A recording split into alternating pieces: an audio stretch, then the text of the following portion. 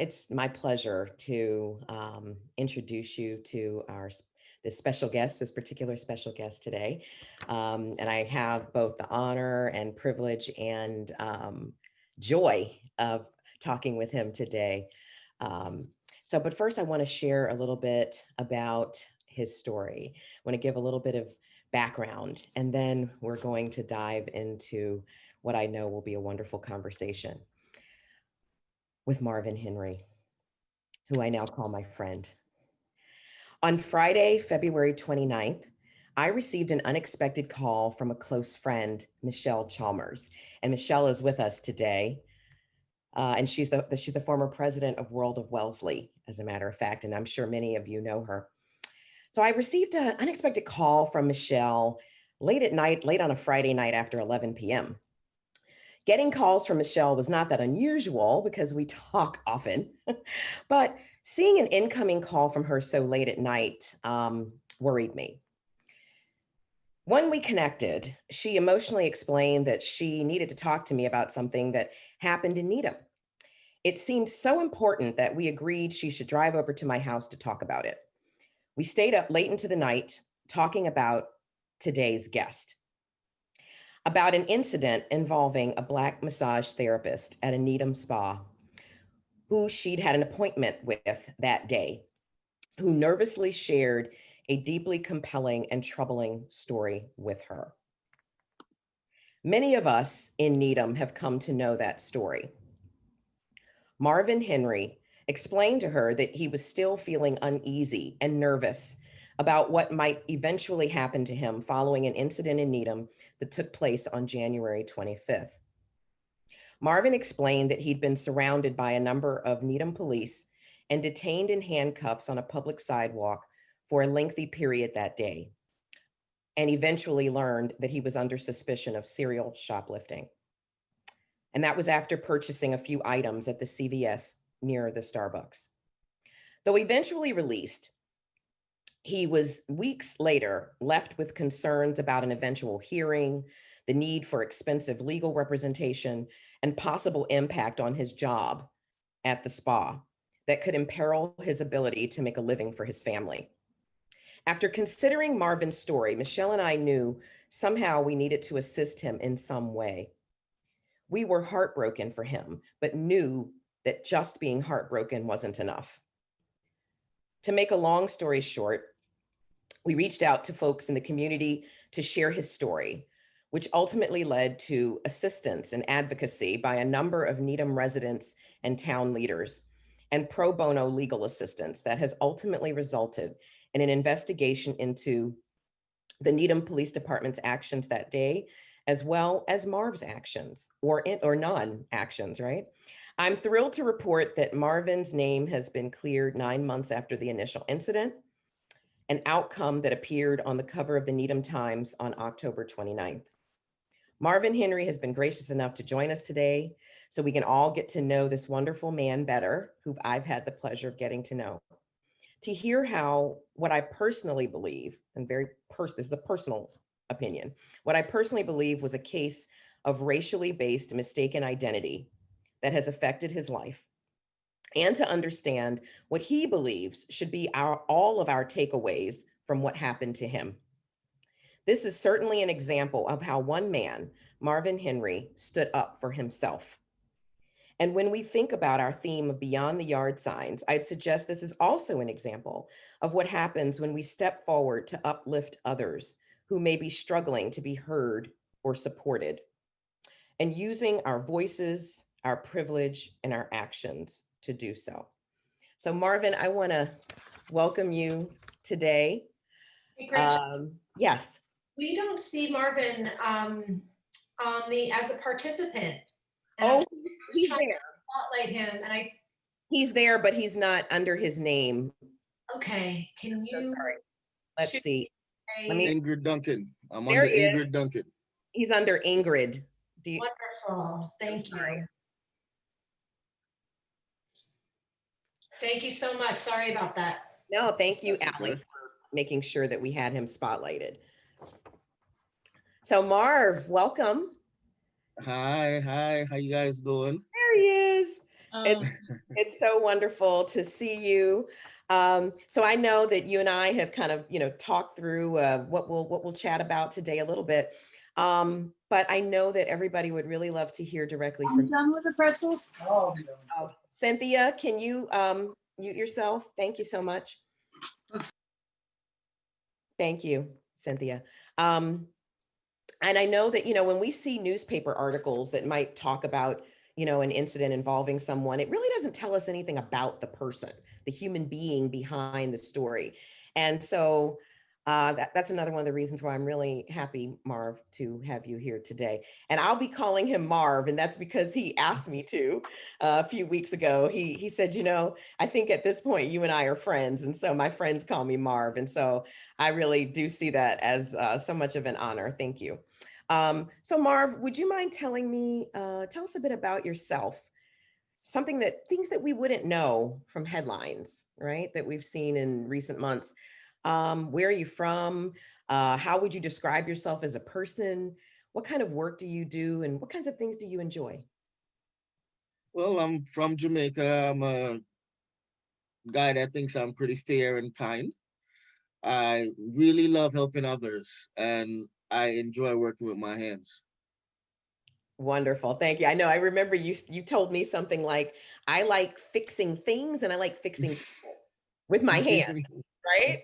Which Yep, speaks to you being a massage therapist. I love that. Um, you've talked with me a great deal about your four sons. yep. Um, what do you value most about fatherhood? I expect you've also taught your sons countless things. And, so not only what do you value about fatherhood, but what do you think your sons have taught you? Well, I love having my boys. I love their love. They give me a lot of love and I appreciate their love. And that makes me feel loved inside a lot. And watching them sleep is one of my greatest accomplishments. I can just get that warm feeling that every parent feels when they have to tuck them in and just watch them be at peace. And the one thing I can say that they definitely teach me because they are a handful all the time is patience. I hear you on that one, Mark. I've got three kids myself, as you and I have discussed, right? And I have twin boys who are 19. Do you know I still watch them sleep at night? And I still get pleasure from that. So I don't think that's ever going to go away, Marv. Thank you for sharing that. I'd like to shift a little, if you don't mind, to the incident that many folks in our community and beyond have heard about that took place on January 25th of this year in Needham. What impression did that incident leave with you in the hours and days that immediately followed? Well, that incident caused me to feel like less of a person. It made me feel like less of a working father, and it really put me in a dark place for a while. Yeah, I remember when you and I first talked.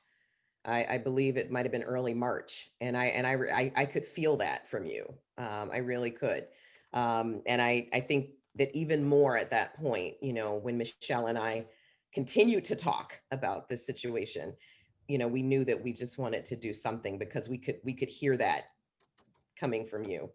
I Um, really, really appreciate all your help, guys. well, let me tell you, it was our honor. It was our honor, Marvin. Um, so were you concerned, when you think about it, were you concerned about continuing to work in Needham after the incident?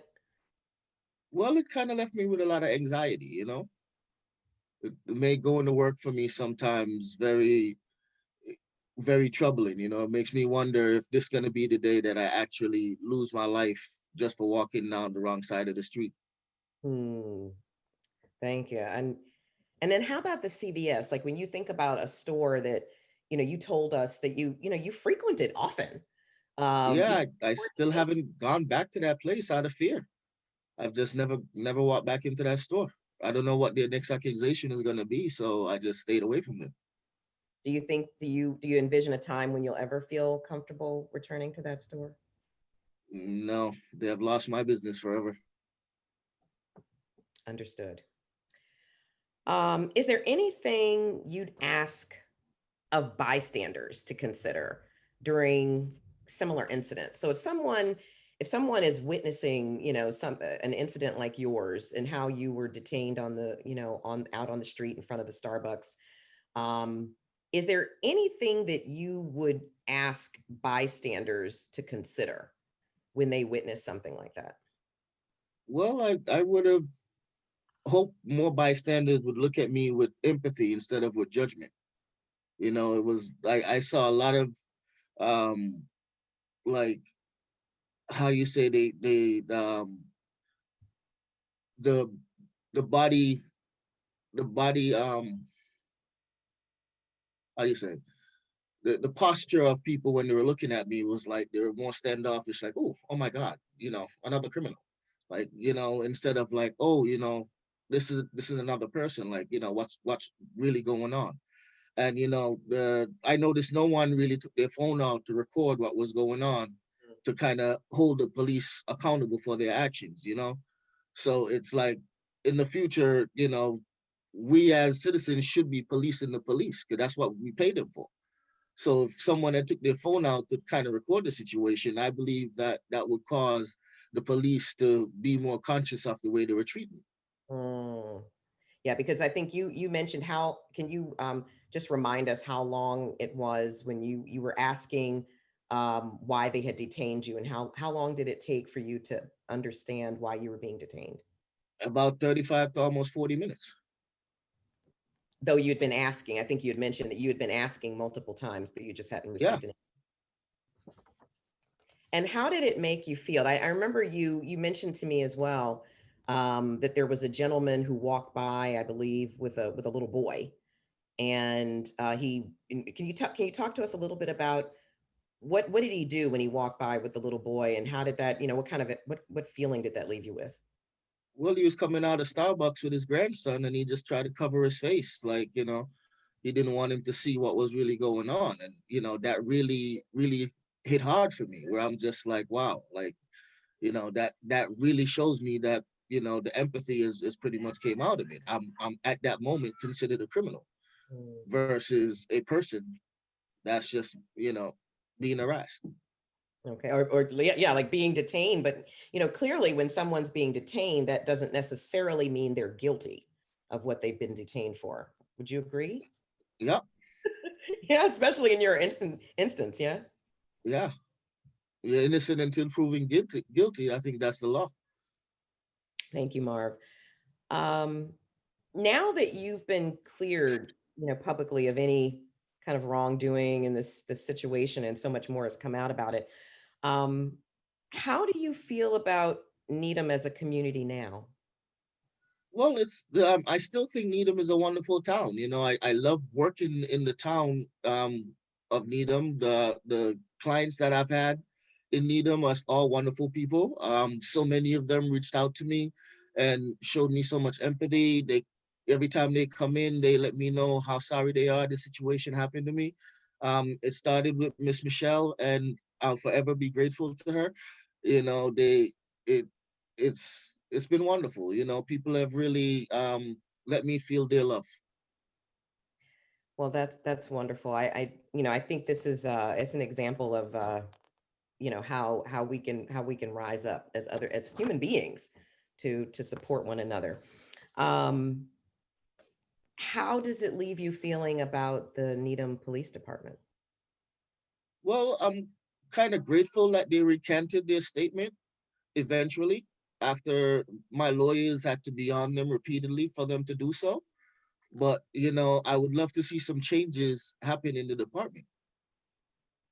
Do you have any thoughts on what kind of changes you feel might maybe eventually make it better? Well, for them to treat everyone equally, in a sense. I don't think they would have treated their friend or their cousin or their brother the way they treated me. Mm. Thank you, Marvin. Um, my last question, or last couple of questions for you.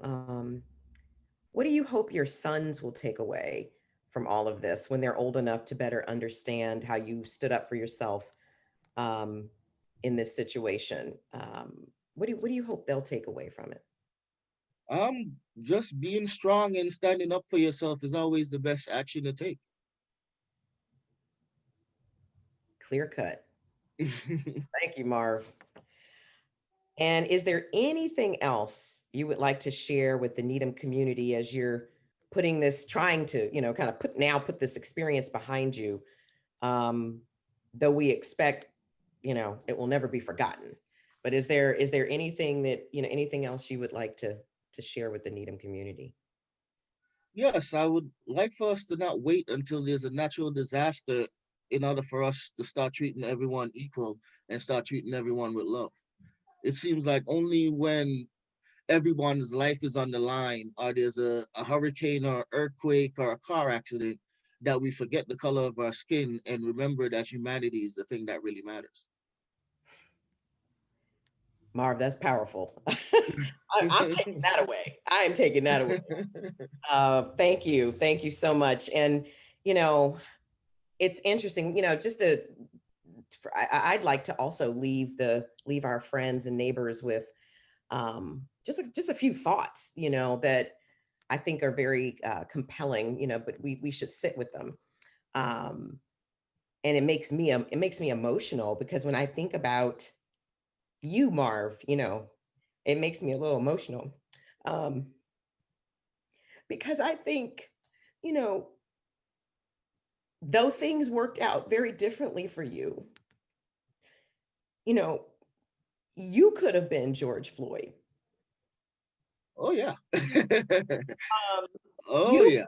you could have been Sean Ellis, and what Sean Ellis has gone through for decades now, because of, in his case, false arrest. That could have, and so, that really makes me emotional, and I know that was one of the things that Michelle Chalmers and I talked about. That was before the George Floyd incident, of course, when we had this initial conversation about your story, but it was after we knew about Sean Ellis. We've known about him for years, and so we that was something too that we reflected upon. Um, and so I would hope that, we would all think about that, because by the grace of God, you know, that could, those kinds of situations could have been your fate as well as the fate of my own two sons, who I am raising, I've been raising in Needham, and in this country. And so I just want to wish you well, Marv. I know that you and I will continue to be in touch. But I want to thank you for, being willing to come and talk to this community today, so that we could all get to know you better. I think it goes without saying that, we're in your corner. We continue to be in your corner, and just so happy and relieved that things worked out the way that they did for you. So thank you very much. We wish you well. Stay well, my friend. And thank Thank you, thank you, thank you. you us Thank today. you to Miss Michelle again. Thank Thank you you, to Michelle everyone Chalmers. that's been fighting for this situation, That's right. to actually see myself cleared eventually was one of the biggest thing for me, because after I went to that police station for the police report, they kind of just brushed it under under the mat and send me some retarded letter later saying that it's under investigation and there's basically nothing I can do about it. But with you guys' help, I was able to clear my name.